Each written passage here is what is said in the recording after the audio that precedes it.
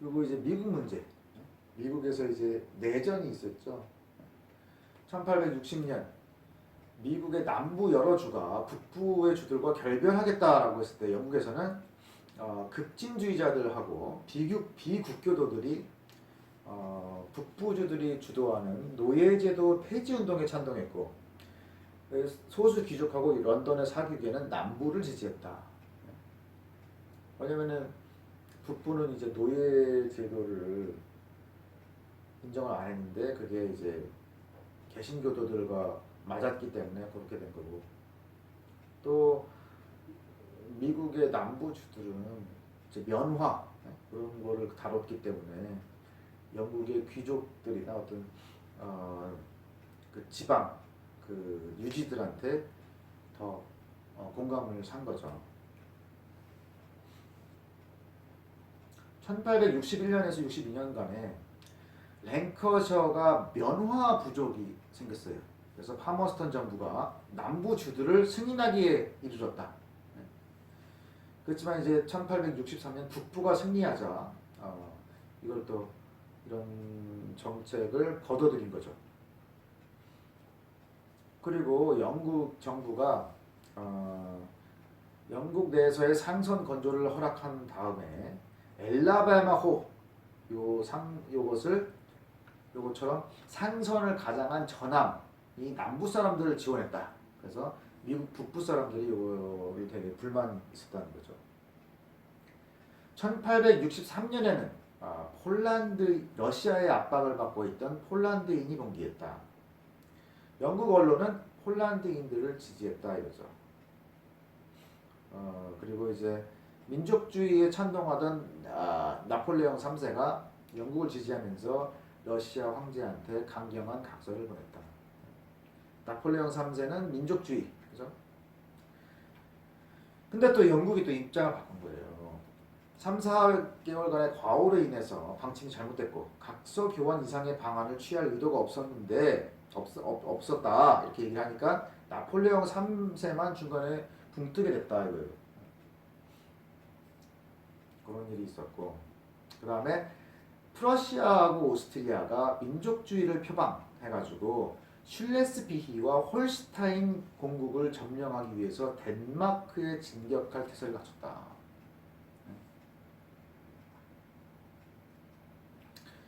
근데 이제 파머스턴은 뭐라고 그랬느냐? 덴마크가 침략을 받을 경우에 영국이 이제 참전하겠다, 가만 안 두겠다 이런 식으로 얘기했어요. 그래서 또 나폴레옹 3세한테 프랑스군의 지원을 요청했어요. 근데 나폴레옹 3세는 뭐예요? 폴란드 사건에서 배반을 당했죠, 영국한테. 그래서 나폴레옹 3세는 여기다 협력을 안 했다. 그래서 영국하고 프랑스가 시간을 끄는 동안 프러시아군이 덴마크로 진격했다. 그래서 이제 마지막에 영국의 언론이 군사 개입에 뒤따르는 위험 이런 것을 발견하고 내각은 가비를 통해서 전쟁 반대를 표명했다. 그러니까 우리가 가만 안 둘 것이다 라고 했다가 또 가만 둔 거죠. 1864년 슐레스비히하고 홀슈타인이 프러시아의 병합이 된다. 파머스턴 때 그런 일이 있었다는 거예요. 그 다음에 이제 빅토리아 치하의 영국의 어떤 사회상, 프랜시스 베이컨의 방법론, 과학적인 방법 이런 것이 이제 영국인들한테 많은 성과를 이뤄냈다는 거죠. 클라이드 강을 건너서 올라갔다. 1819년에는 대서양을 처음으로 건넜다. 클라이드 강이 어디예요?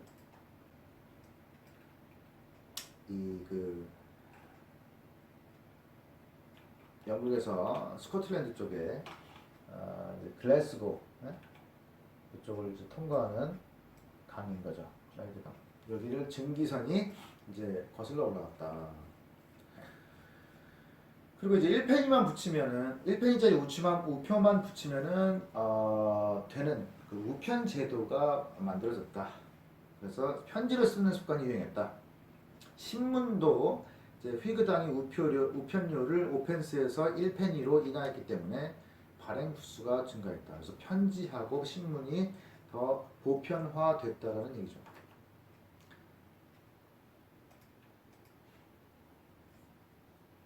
영국의 빅토리아 시대는 중산 계급의 시대였다. 프랑스의 루이 필립 시대처럼 산업 재벌을 형성한 부호가 대부분 비국교도 출신이었다. 이 사람들은 청교도의 신조를 버린 사람이라도 청교도적인 근엄성을 가지고 있었다. 그래서 엄격한 도덕과 상업적인 성공이 있었다는 거죠. 뭐냐면은 이제 엄격한 도덕을 갖고 있었다는 것은 열심히 일하는 근면성 이런 게 있기 때문에 상업적으로 성공했다라는 얘기예요. 뭐 유대인들이 성공하는 건 비슷한 거죠. 빅토리아 시대 중산 계급은 본질적으로 속물근성을 드러냈다. 그리고 이제 귀족 사회를 인정하고 외부 인사가 이제 귀족 사회로 진입할 기회가 주어지면 이걸 좋아했다라는 거죠. 본인들도 귀족이 되고 싶어 했다라는 얘기예요. 이제 18세기의 영국이는 어땠느냐? 뭐 농토에서 안락하고 건강한 생활을 하고 있었는데 그런 사회 대신에 도시 무산 계급이 등장했다. 농업 노동자들은 이제 소농지에 의존하는 것보다는 공작들이 지어주는 소농가에서 살면서 대형지에서 일하는 것이 생활하기 좋았다. 그러니까 자기가 토지를 갖고 하는 것보다는 이제 소속돼서 일하는 게 더 수지가 좋았다는 거죠. 필 시대까지만 해도 일반 식품 가격이 비쌌는데 자유무역 시대부터 생활비가 저렴해졌다. 1850년대부터 임금이 상승했다. 그래서 노동자의 구매력이 증가했다. 협동조합하고 저축은행의 덕택으로 경제공황 때에도 그렇게 고생을 안 했다. 중세는 우주를 신의 자유의지의 소산이라고 생각했다. 신이 만들었다고 생각한 거죠. 18세기에는 이성적인 자연법 체계하고 합리적인 신앙을 조화시키려고 했다. 이따가 이제 계몽주의 시대죠. 19세기 시대에는 어땠느냐? 과학자들이 세계는 철저한 기계 원리라고 믿었다. 더 이상 신을 많이 믿지 않았다는 거죠. 그리고 이제 라이엘경의 지질학 원리, 다윈의 종의 기원 이런 것은 성서의 이론을 흔들어 놓았다. 그렇죠? 그리고 진화를 통해서 정확한 법칙을 발견할 수 있다는 환상을 그 시대 사람들한테 인식시켰다. 철학도 유물론적이 됐다. 왜냐면 지질학이나 종의 기원이라는 것은 그 지구나 생물의 역사를 알려주기 때문에 창세기에서 신이 이렇게 갑자기 만들었다. 이거에 배치되는 거죠. 처음에 이제 생겨난 생물로부터 조금씩 복잡해지고 그렇게 발전이 되었다는 게 성서랑 일치를 하지 않아요.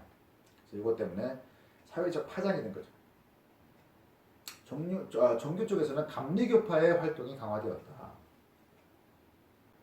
그러니까 이게 뭐냐면은 자꾸 이제 과학 쪽에서는 유물론적인 그런 것들이 생겨나니까 사람들은 그 이성적이고 기계적인 생각만으로는 못 살아요.